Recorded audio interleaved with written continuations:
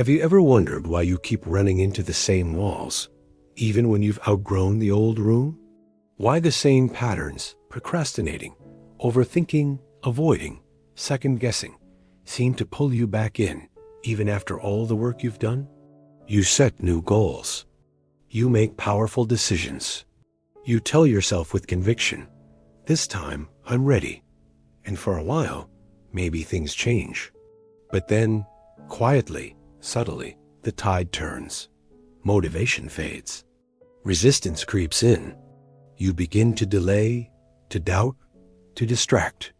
And before you know it, you're right back where you started. Frustrated, confused, wondering what's wrong with you. But what if nothing is wrong with you? What if this cycle doesn't mean you're broken, but that you're built to protect yourself in ways you haven't fully understood yet? Self-sabotage is one of the most misunderstood parts of personal growth. We think of it as laziness, as failure, as weakness. But the truth is, self-sabotage is not a character flaw. It's a protective pattern.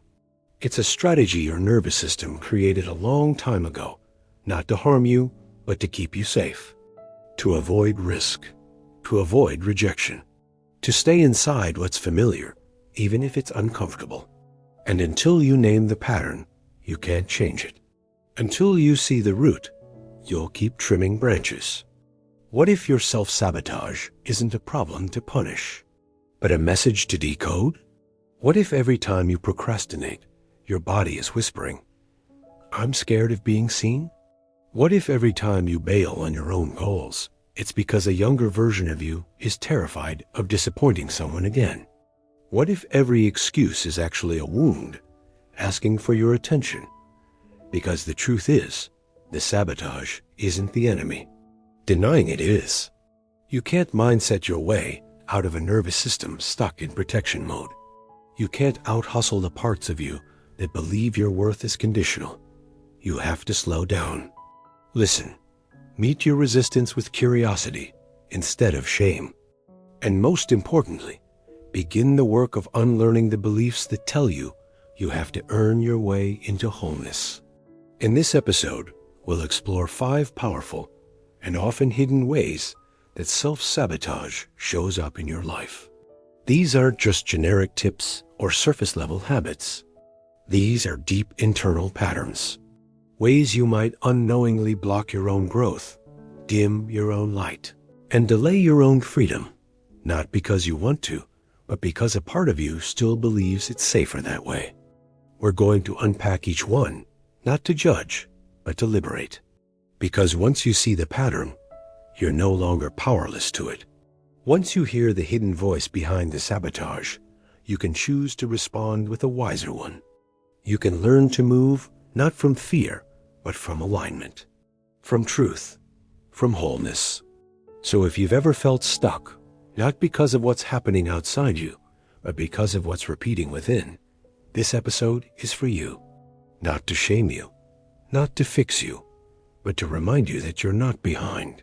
You're not broken. You're simply ready for a new level of self-understanding. And it starts here with awareness, with compassion, with the courage to meet yourself where you are and walk forward anyway. Section 1, the comfort of the known. We often say we want change. We craft vision boards, set intentions, read self-help books, and repeat affirmations. But if you look closely, you might notice a quiet tug underneath all that motion, a gravitational pull toward the known, even when the known is painful. This isn't laziness or self-betrayal. It's a survival reflex. Because the truth is, change is not just about gaining something new. It's also about letting go. And letting go feels like dying. Even when you outgrow an identity, a habit, a relationship, or a version of yourself, there is a mourning, a shedding. And most of us have never been taught how to grieve the death of something that's technically still available to us. So instead of leaping forward, we freeze. We replay. We rehearse safety rather than pursue liberation. This is why you might stay in a job that dulls your spirit, even though your soul craves purpose. Why you keep accepting less in a relationship, even when your heart whispers, you deserve more. Why you return to the same coping mechanisms, even after promising yourself it would be different this time. It's not because you lack willpower or motivation. It's because the brain and body are biologically wired to favor the familiar. To them, the known equals safe, even if the known is hurting you. It is the emotional equivalent of staying in a room full of smoke because you've never known fresh air. The pain feels normal, predictable, endurable, and so the pattern continues. In this way, self-sabotage becomes a strange form of self-protection. It's your inner system saying, I don't know what happens if we succeed, but I know what happens if we stay here. And we survived here. That's the whisper beneath every delay, every excuse, every backslide. It's not a flaw, it's an unconscious agreement with the past. Somewhere along the way, you learned that safety came not from authenticity, but from adaptation. That your value is tied to being agreeable, dependable, or invisible. That being seen in your fullness could invite judgment, rejection, or abandonment. And so, you learn to shrink, to dim, to self-abandon just enough to remain acceptable to others, even if it meant being unrecognizable to yourself. This is where the deeper inquiry begins. Not, why am I broken? But what part of me is afraid to let go? Because beneath every pattern of sabotage is a belief that expansion will cost you love, that authenticity will invite exile, that success will create loneliness, that speaking your truth will lead to conflict. These beliefs aren't rational, but they are powerful, and they often come from early experiences where expressing your needs, emotions, or brilliance resulted in punishment, ridicule, or silence. The body remembers, even when the mind forgets. So, you keep choosing comfort over courage. You keep reaching for the familiar over the free. And your goals, no matter how noble, begin to feel like threats to your nervous system. This is why your biggest breakthroughs are often preceded by breakdowns. Why the moment you finally get the opportunity you wanted, you suddenly feel paralyzed. Because the unconscious mind is screaming, if we go there, who will we become?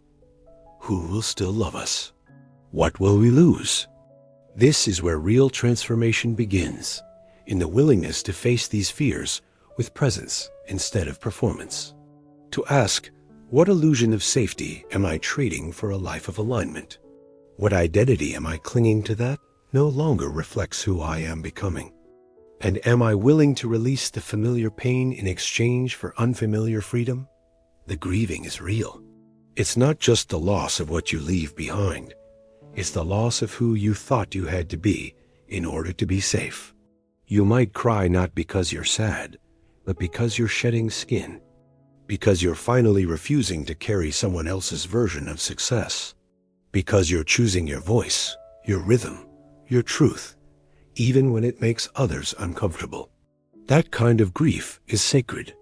It's the cost of re-inhabiting yourself. But there is also a deep, fierce liberation on the other side. Because once you stop clinging to the version of you that was built to survive, you make space for the version of you that was born to thrive. And that version does not hustle for worth. It doesn't beg for permission. It doesn't sabotage itself to maintain proximity to people who don't see it. It walks differently. It speaks differently. It chooses differently. Not to prove anything, but because it has remembered who it is. This is why change requires more than strategy. It requires self-reconciliation. It asks you to sit with discomfort, not bypass it. To notice the moment your body says, don't go there, and to respond with tenderness, I hear you, and we're safe now. To build trust with the parts of you that learned love meant abandonment, success meant alienation, and safety meant silence. You rewire not by force, but by presence. By walking slowly enough to bring every part of you with you, instead of leaving your scared inner self behind. Every time you override the voice of sabotage with compassion, you shift the narrative. Every time you choose to stay present in a moment of fear rather than flee to distraction, you represent yourself. And every time you make a decision from self-trust rather than self-doubt, you reclaim another piece of your power. You don't need to be perfect. You don't need to be ready. You don't need to have it all figured out. You only need to be willing to meet yourself where you are, willing to tell the truth, willing to let go of who you've been to make space for who you're becoming. That's the real work. That's the real awakening. It's not about slaying your sabotage. It's about understanding what it's trying to protect. Because once you do, you'll see that the resistance wasn't your enemy. It was your younger self asking if it's finally safe to grow. And your answer can be, yes, we're safe now. Let's go. Section 2, the perfection loop. Perfection is one of the most elegant prisons we build for ourselves. It looks noble. It sounds wise. It's often mistaken for ambition or professionalism. But beneath the surface, it is one of the most potent forms of self-sabotage because it convinces you that you're being productive, when in reality, you're simply stalling. It's not just a habit. It's a loop, a cyclical delay tactic that keeps you refining instead of releasing, rehearsing instead of risking, editing instead of expressing. It convinces you that every detail must be airtight before you act. Every sentence must be flawless before you speak. Every variable must be under control before you leap. And so, you wait. You polish. You tinker. You overthink. And life quietly passes you by. You say you're not ready, but what you really mean is, you're not certain. And perfectionism feeds off uncertainty. It demands guarantees before it will allow movement. It insists that the world must be safe before you show your soul. But that's not how real growth works. Real growth, the kind that reshapes your identity and expands your reality, happens in uncertainty, in motion, in the mess. Growth requires imperfection because perfection is a static illusion. It's a finish line that keeps moving. And the more you chase it, the more exhausted and disconnected you become. Perfectionism isn't about excellence. It's about fear. Fear of not being enough. Fear of being seen too soon. Fear of being misunderstood, criticized, or rejected. It's a defense mechanism. A shield that tells you, if I can just get this perfect, then I'll finally be safe. Then they'll approve. Then I'll belong. But safety, approval, and belonging aren't found at the end of a perfect performance. They're found in authenticity, in showing up when you don't have all the answers, in daring to be seen when you're still becoming. This loop is particularly dangerous because it feels productive. You're not watching TV or scrolling endlessly. You're working, you're refining, you're researching, but you're not moving. You're not sharing. You're not risking. You're not actually putting yourself in the arena where growth and impact live. And over time, that creates a subtle self-betrayal. You feel the tension of your potential pulling you forward, but you keep holding it back. That gap between what you know you're capable of and what you're allowing yourself to do becomes a source of quiet shame. You start to believe the lie that maybe you're just not cut out for it, when in truth, you've never given yourself the chance to try. Let's be clear. Excellence is beautiful. Diligence matters. But perfectionism isn't diligence. It's delay. It's the illusion of control in a world that will never give you total certainty. And the longer you wait for perfect, the more you abandon what's possible. How many dreams die in drafts? How many businesses, books, breakthroughs never happened? Not because the idea wasn't powerful, but because the creator kept rewriting the introduction? Here's the truth. Messy action changes lives. Vulnerable sharing builds connection. Imperfect progress builds momentum. The first version is supposed to be incomplete. That's how you learn. That's how you find your voice. That's how you evolve your craft. You don't become excellent by preparing endlessly. you become excellent by practicing relentlessly. The most brilliant ideas in the world mean nothing if they never leave your mind. There's a strange irony in perfectionism. It's rooted in the desire to be accepted, yet it often leads to isolation. When you hold back your gifts out of fear they won't be received perfectly, the world never gets to see the real you. And you never get to feel the truth of being loved for who you actually are, flaws and all. The more you perfect, the more you edit yourself into invisibility. The antidote? Start before you're ready. Share before you feel confident. Speak before your voice is steady. Let your words shake. Let your idea be raw. Let your offering be real. Remember, done is powerful. Perfect is a mirage. Each imperfect step builds trust in yourself. Each risk expands your capacity. Each action, no matter how small, breaks the cycle. And once you realize that perfection was never the goal, that presence, truth, and growth were the point all along, you free yourself. You reclaim your time, your creativity, your courage. You stop trying to earn your right to contribute and start embodying the truth that you already belong. So the next time perfection whispers, wait, ask yourself, what's the cost of waiting? What impact are you withholding? What version of yourself is being silenced? Then, take the leap. Hit publish, press record, speak up, show up, messy, bold, alive, because the world doesn't need your perfection. It needs your presence. Section 3. The addiction to struggle. At some point in your life, whether through family, culture, religion, or your own lived experience, you were taught that struggle is necessary for success. That pain makes you worthy. That sacrifice makes it real. That if something feels natural, easeful, or enjoyable, it must be shallow, suspect, or unearned. You didn't question it because you were praised for your grit, rewarded for your endurance, admired for your ability to push through. You learned that value comes through exhaustion. That being drained means you've done enough. That rest is only allowed once every ounce of effort has been wrung out of you. And so, you became addicted not necessarily to the pain itself, but to what you thought it proved: strength, worth, resilience, virtue. The addiction to struggle is seductive because it feels noble. You become the hero in your own story, the overcomer, the grinder, the one who earns every inch of ground through sheer force of will. But beneath the pride lies fear. The fear that if you let things be easy, you'll be seen as lazy. That if you receive without suffering, you'll lose the right to hold it. That if you stop struggling, you'll stop growing. So when things start to flow, when a relationship feels healthy, when success comes with less friction, when someone offers help, you instinctively pull back. You hesitate. You brace. You start to sabotage. Not consciously, of course. It might look like procrastination, perfectionism, or picking small fights.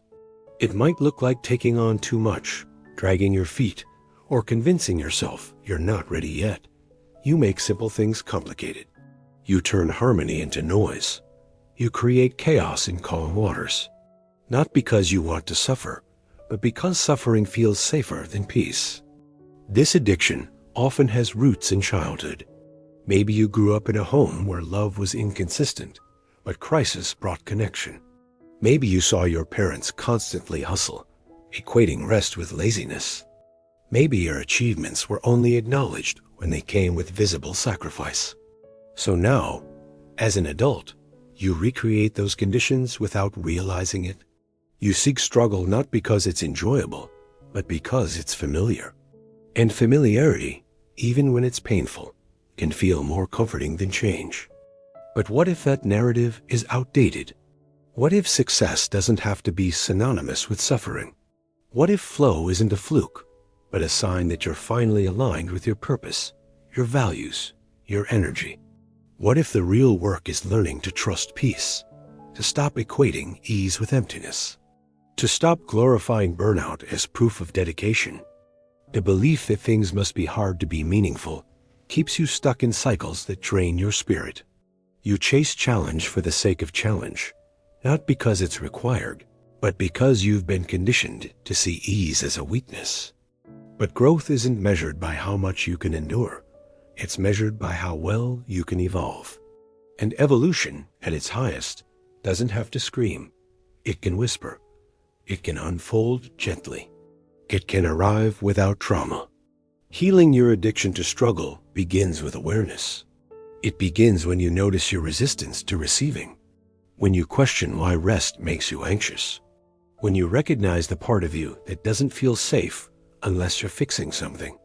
It begins when you ask yourself, gently but honestly, what would it mean if things could be different now? What would change if I didn't need to prove anything anymore? From there, practice becomes your medicine.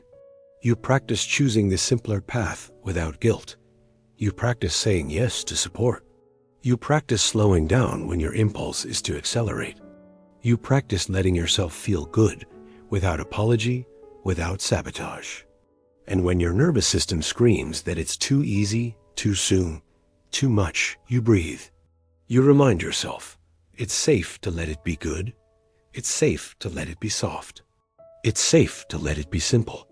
Because the truth is, effort is sacred, but effort alone doesn't guarantee alignment. Sometimes you're pushing against a closed door because you think that's what strength looks like. But real strength? It's knowing when to stop forcing and start flowing. It's knowing when to release the pattern that says suffering equals value. It's being brave enough to redefine your relationship with effort, not as a weapon, but as a tool you use wisely, not endlessly. You don't have to hustle for your worth. You don't have to fight your way to peace. You don't have to earn your rest by draining your soul. Struggle may have been your survival, but ease can be your liberation. And the more you trust that, the more you discover a new way of moving through the world, one that is rooted in joy, guided by intuition, and nourished by trust. You are allowed to thrive without hurting first. You are allowed to rise gently. You are allowed to have ease without apology. Because peace is not the absence of effort, it's the alignment of effort with your truth. And the moment you release the need to suffer, you create space for something softer, wiser, and more sustainable to take root. The addiction to struggle begins to loosen. And in its place, ease begins to feel like home. Section 4. The fear of outgrowing. There's a quiet, insidious form of self-sabotage that isn't fueled by fear of failure, but by fear of expansion. You don't doubt your potential. You fear what your potential might cost. It's not your inability that paralyzes you, but the knowing that if you rise, things will change. You will change. And that change, while liberating, threatens the familiarity you've built your identity around. So instead of leaping, you linger. Instead of trusting your readiness, you stall. Not because you're unworthy, but because some deep part of you believes that growth comes with loneliness. This is the fear of outgrowing. The quiet panic that you'll evolve past the people you love, that your ambition will alienate you, that your clarity will unsettle old dynamics. You fear becoming too big, too bold, too free for the circles you've long called home. So you silence your voice in rooms that can't hold your truth.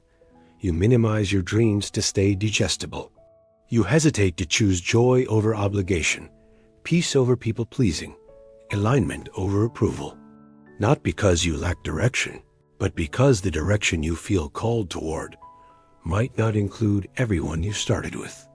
You've internalized the belief that to be loyal, you must stay small. That to be accepted, you must never outpace the people around you. So when life opens a new door, you glance at it, but hesitate to walk through. You feel the pull of expansion and the tug of attachment. You want to honor your truth, but you're scared it will be read as betrayal. You wonder, if I shine too brightly, will they turn away? If I evolve too far, will they resent me? If I say yes to myself, will I lose the ones who taught me how to say no? This fear shows up in 1,000 quiet ways. You procrastinate on that next step. You second-guess your wins. You turn down opportunities you prayed for. You stay in conversations that drain you. You tolerate treatment that no longer aligns with your self-worth. All because you're afraid that standing fully in your power means standing alone. But here's the hard and liberating truth. You cannot grow without shedding, and you cannot shed without loss. Some relationships are chapters, not lifetimes. Some connections are bridges, not destinations. And some people can only love you in your survival, not in your thriving. But hear this, your growth is not betrayal. Your healing is not arrogance. Your evolution is not abandonment. You are not leaving people behind. You are simply refusing to stay behind with them. And the people meant for your next chapter will not require you to stay stuck in your last one. They won't be intimidated by your elevation. They'll be inspired by it, or gently exit your orbit, clearing space for those who are. There is grief in this process, real, raw grief. You will mourn who you were. You will miss the comfort of old dynamics, even the toxic ones. You will feel the ache of nostalgia, not because you want to go back, but because it's hard to release what once felt like safety. But nostalgia is not a sign to return. It's a sign that you loved deeply, that something mattered. And honoring that love does not require you to dim your light now. You are allowed to be too much for those who prefer a diluted version of you. You are allowed to grow in directions others don't understand. You are allowed to prioritize your alignment, even if it disrupts the status quo.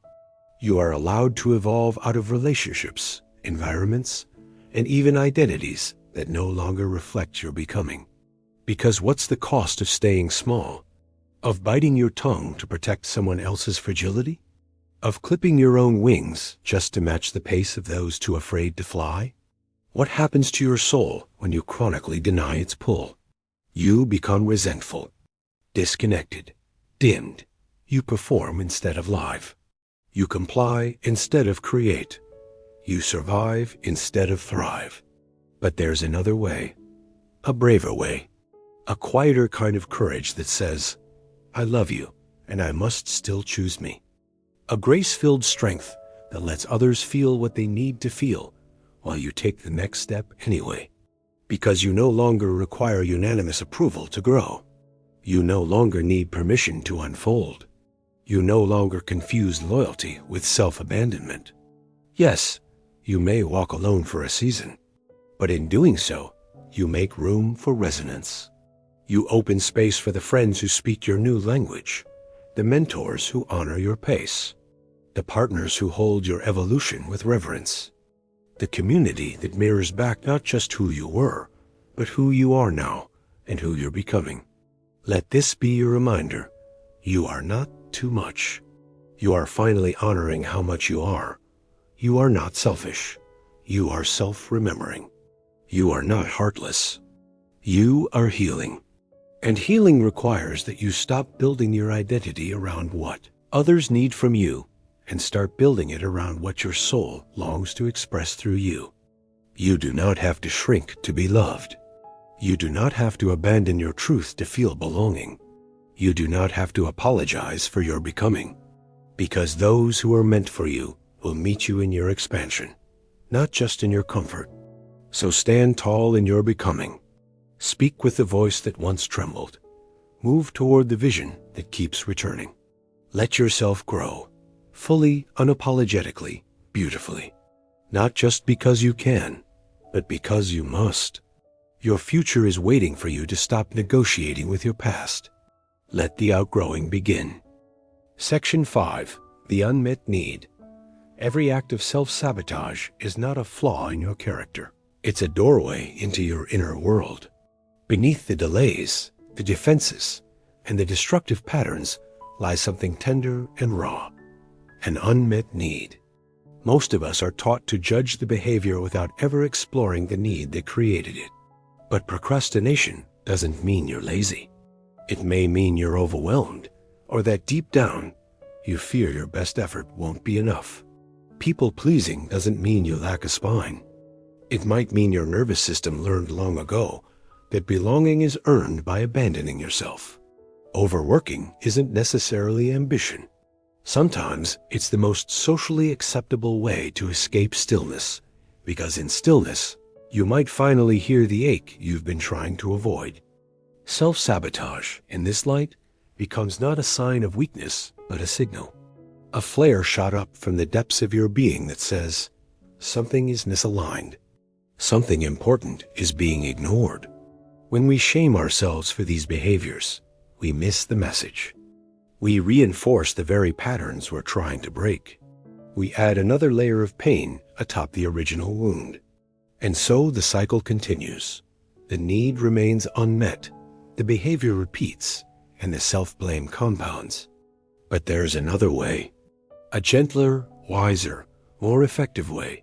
One that begins not with punishment, but with presence. One that asks, what am I truly needing right now? Not from a place of judgment, but from genuine curiosity. What if the part of you that's resisting the next step isn't trying to ruin your life, but trying to protect your nervous system from collapse? What if your need isn't to be pushed harder, but to be seen, soothed, and supported in ways you never learned to ask for? So often, we've inherited ideas about worth that are rooted in suppression. Don't ask for too much. Don't show too much. Don't need too much. And over time, we internalize the belief that we're only lovable when we're self-sufficient, when we need nothing, express little, and take up minimal space. But unmet needs don't evaporate. They mutate. They shapeshift into patterns that confuse and frustrate us. The woman who says yes to every request might just be the girl who was only praised for being helpful. The man who works 14-hour days might just be the boy who learned that stillness invited punishment or rejection. These parts of us aren't malicious. They're loyal. They're trying to keep us safe, even if their methods are outdated. And that's why true transformation doesn't begin with trying harder. It begins with understanding deeper, naming the need, validating the part of you that formed in response to unmet care. The moment you stop asking, why am I like this? And start asking, what pain is this protecting me from? Is the moment everything begins to shift. You go from being at war with yourself to becoming your own translator. You begin to see your behaviors not as betrayals, but as messages from younger parts of you that are still hoping someone, maybe for the first time, will listen without judgment. This isn't about excusing destructive habits. It's about excavating the root so healing can begin at the source. Because willpower alone can't fix what neglect created. Self-discipline without self-awareness often turns into self-abandonment. And no matter how much you try to override your instincts, your body will always win. Your need for love, for rest, for connection, for safety, it's biological. It's built into your cells. Ignoring it doesn't make it go away. It just makes you more creative in your self-sabotage. So what's the invitation? To begin honoring the signal. To stop fighting your patterns and start decoding them. When you procrastinate, ask, am I afraid that finishing means being seen, and being seen means being judged? When you overcommit, ask, am I afraid that saying no will make me unworthy of love? When you lash out, ask, am I actually just desperate to be heard, and don't know how to express that? This work isn't glamorous. It's not fast, but it's liberating.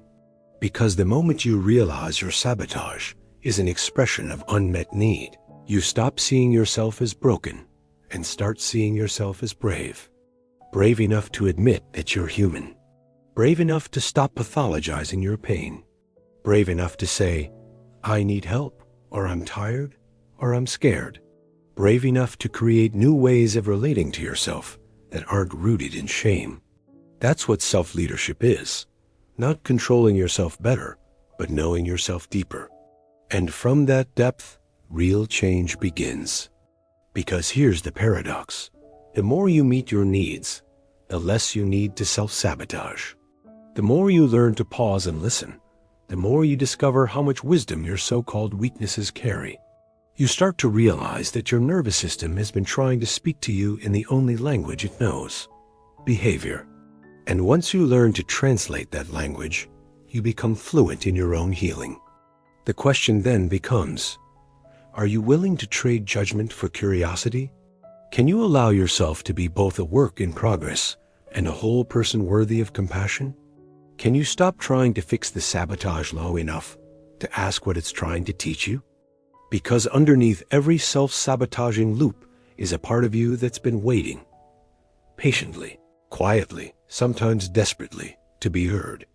And once you listen, really listen, you'll begin to find that your most frustrating habits aren't signs of failure.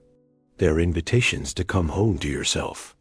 So the next time you notice yourself delaying, distracting, overcommitting, or shutting down, pause, breathe, ask, what do I need right now that I've been taught to ignore? And then give yourself permission to meet that need with intention, with softness, with grace. Because healing begins not when you conquer yourself, but when you care for yourself. And when your needs are no longer the enemy, your life no longer feels like a battlefield. It becomes a sanctuary, a space of choice, a space of truth, a space where sabotage no longer runs the show, because you're finally listening to the voice underneath it all. Closing the reframe. Self-sabotage is not a flaw in your character. It's not proof that you're doomed or dysfunctional or hopeless. It's actually a sign that something inside you is still trying to keep you safe, even if it's doing so in ways that no longer serve you. It's a response formed in old environments where safety meant silence, control meant survival, and shrinking meant staying loved. These patterns didn't come from nowhere. They were built moment by moment, experience by experience, in the spaces where your nervous system learned that the world wasn't always safe or stable or soft. But now, you're in a new season. You are not that child anymore. You are not trapped in that house, that school, that relationship. And while your nervous system may still flinch when life gets big or unfamiliar, you have a choice now. You have the awareness to notice the script running in the background. You have the wisdom to slow down, question it, reframe it, and choose again. This is what reclaiming your life looks like. Not some flashy reinvention overnight, but a quiet, steady return to yourself. It's pausing in the moment of self-doubt and saying, this isn't truth. This is an old tape. It's noticing when you're delaying action and asking, what fear am I soothing by not moving? It's feeling the impulse to self-abandon, to overwork, over-apologize, overperform, and instead choosing to stay. Choosing to stay with yourself, with your body, with your breath, with your needs. Because self-sabotage, at its core, is a refusal to stay. It's a way to exit discomfort, to escape visibility, to avoid risk. But growth demands presence. And presence begins when you stop running from yourself. So start where you are, not where you think you should be, not where someone else said you should be by now. Start with the habit you want to break, the story you want to outgrow, the one belief you're willing to question today. Start messy, start uncertain. Start while your hands are still shaking, but start. Because the act of starting is what creates momentum. And momentum is what builds identity. And identity, the way you see yourself, is what shifts everything. You are not here to live on autopilot. You are here to live with intention, to listen deeper, to choose differently, to love yourself not only when you're winning, but when you're wobbling. To be gentle with the parts of you still learning how to trust. Because gentleness is not weakness. It is power refined. Every time you pause instead of react, speak truth instead of perform, say no when your body says no, you rewrite the contract with yourself. You let your inner world know, we are allowed to be real here. We are allowed to take up space. We are allowed to grow. This is the evolution. Not becoming someone new, but remembering who you've always been beneath the patterns, the people-pleasing, the perfectionism. You don't need to be fearless. You don't need to have it all figured out. You only need to be willing to see what's true and take the next honest step from there. So ask yourself, what are you ready to outgrow? What are you ready to release? What are you done proving? And what are you finally ready to claim? Let me be clear. This is not easy work. It is tender. It is gritty. It will ask you to confront the very parts of you you've spent years avoiding, but it is also liberating. Because when you stop fighting yourself, you finally have energy to build what matters, to love how you are meant to love, to move in the direction your soul has been pointing all along. If this resonated, tell me in the comments, what sabotage pattern shows up the most for you? What are you now ready to see not as shameful, but as instructive? What truth is rising, and are you willing to follow it? Like, subscribe, and most importantly, stay close to your real voice, the one that speaks quietly but clearly, the one that doesn't flatter, doesn't punish, but simply knows, the one you've always had, but maybe forgot how to trust. Because the world doesn't need more people performing perfection. It needs more people living from their truth. And that includes you.